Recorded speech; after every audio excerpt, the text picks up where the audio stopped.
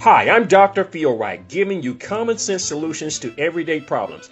Today we will be discussing the head cold theory of COVID-19 infection and how to combat this as it relates to stopping the spread of the scourge of the world, the coronavirus. And if you like what you hear, please like and hit the subscribe button.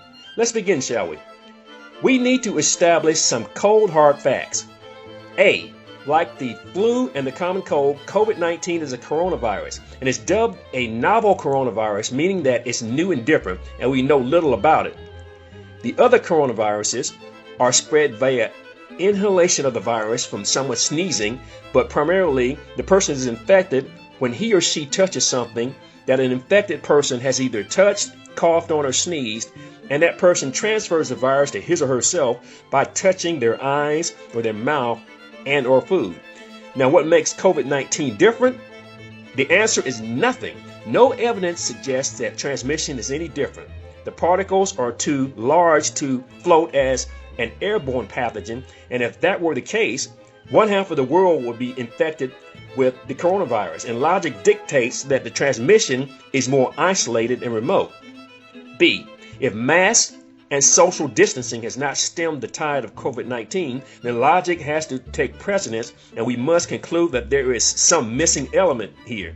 Now, how many times have we heard an infected person say something similar to like, well, I don't understand how I got COVID-19. We did everything right. We wore masks and we kept the safe distance from people, but we still got it.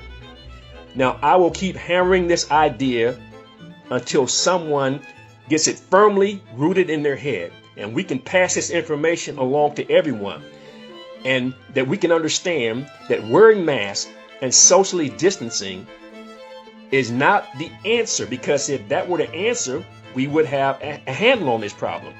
It means absolutely nothing for you to wear a mask and you to provide 6 feet of social distance when you're going out with bare hands and you're touching things and you're touching shopping carts, gas pumps, or whatever, and you're just bringing it home to contaminate your house.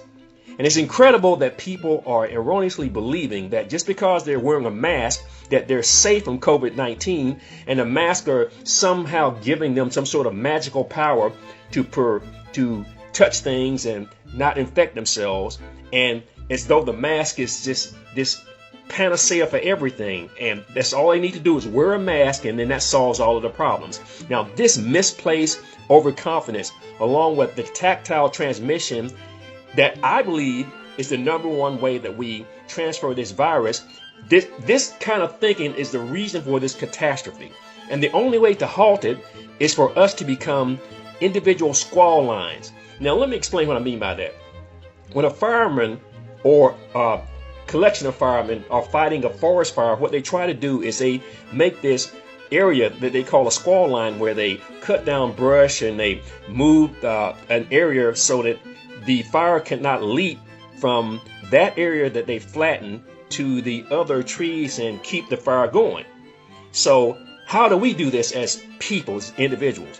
Now, we can do this by practicing the social distancing as we've been told, and to wear masks, but also to implement the gloves protection protocol. Now, let's understand this about the head cold theory of transmission, and that will relate to what we're talking about here about how to prevent it. Now, if you think about it, generally speaking, when you get a cold, it's primarily a head cold or a chest cold, and sometimes it's both, but usually it's either or. Now, in the case of the chest cold, it's usually when someone sneezes in your general area and the infected person inhales a cold particulate piece of virus, and then it automatically or instantly infects the lung sacs and the alveolus, which are the lung filters, and the sacs fill with mucus, and there's an immune response. That's when you're congested and you cough and all of that. And this is what happens in the case of COVID-19, only it's in a greater, more serious capacity where people need the ventilators.